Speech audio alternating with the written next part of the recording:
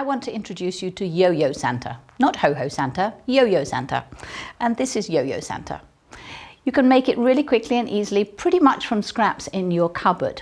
The exception might be the product called Timtex, which is the stiff stuff that's in the middle here. But otherwise, we're going to use scraps, a bonding medium like heat and bond or steamer seam, and offcuts of wadding. These are yo-yos. And just remember that your zigzag comes off the product. You don't want any stitches just inside the edge of the product. They've got to come right across.